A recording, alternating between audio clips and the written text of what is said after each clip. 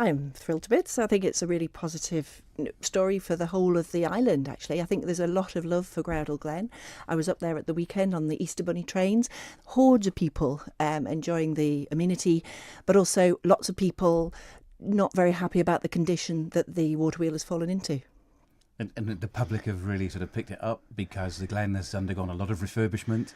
The DOI and DEFA have done a lot of the paths and renewed that side of it. And it was the waterwheel that was letting everything down. And Daphne and I have been working very, very hard to make sure that we retained it, because at one point it was touch and go whether it was going to be demolished or not and not replaced. It is something you have been campaigning for some time now. Is it a bit disappointing that it's taken so long to get to this point? It has taken a very long time. I think the first questions I put in, tabled in the keys to the DEFA Minister were 2 years ago. But we have been working very much in partnership with Onchan commissioners and with DEFA, lots and lots of people involved to try to get the best outcome possible. And I think that's what this announcement this week, it's been achieved. And it's a really good news story for the future of the Glen and all the people who have an affection for the iconic building that is the waterwheel.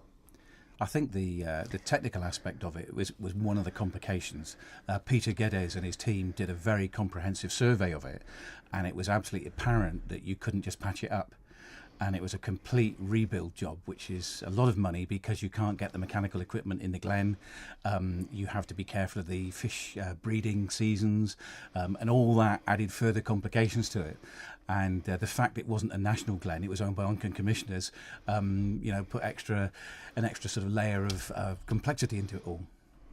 Well, picking up on the National Glen aspect there, should it be a National Glen? Should it be something that DEFA is involved in as well? It is the most visited Glen on the island, I think a survey showed last year. Well, it is, and I think when things are dragging out, the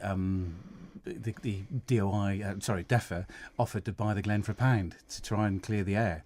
But that wasn't not required, and we've got a very good result. I think that the point is the benefactor, a local company, has come forward, and with their social responsibility and altruism, they are wanting to put something back in the community. And we're delighted that we've been able to facilitate for many months, actually, in liaison with all the parties concerned to get where we are today. And the right result has been achieved, thanks to Onchan commissioners saying yes and accepting the proposition from, and it's MMD and Laxey. And they're a specialist mining engineer, and they have the technical expertise to do the complete restoration of the mechanical parts of the wheel. They've got the logistical difficulties of the access to remove it, they can also manage, and anything else they are prepared to put in for the rebuilding of it, just for the benefit of the community. And the good thing for Onchan ratepayers is they just have to pick up the tab to give it a lick of paint every now and then, which is what amenity they've got. And as you were saying earlier on, Groudle is the most visited Glen on the island. The Groudle Railway is a fantastic asset to it all, and we are lucky just to have that on our doorstep.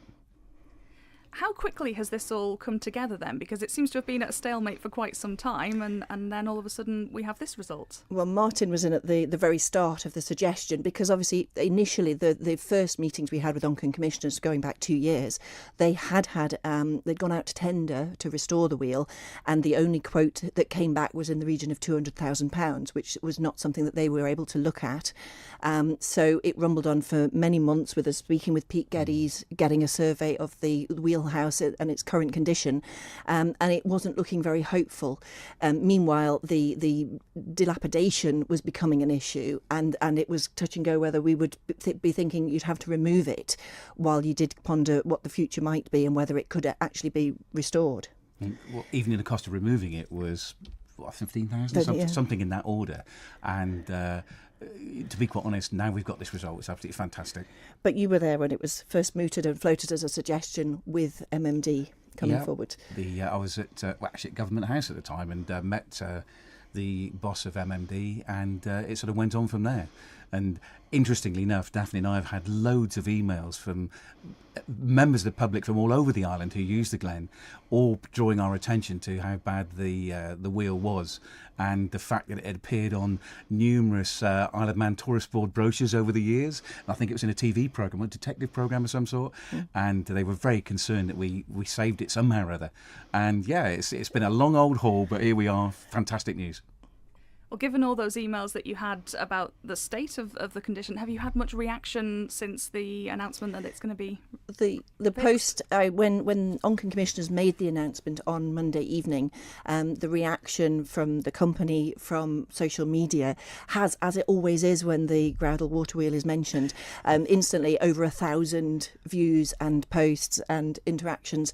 So it in some ways it's a small thing, but it is immensely satisfying to achieve the right result. And it has taken many months. I think the first meeting I had with MMD and some commissioners actually in the Glen was back in November.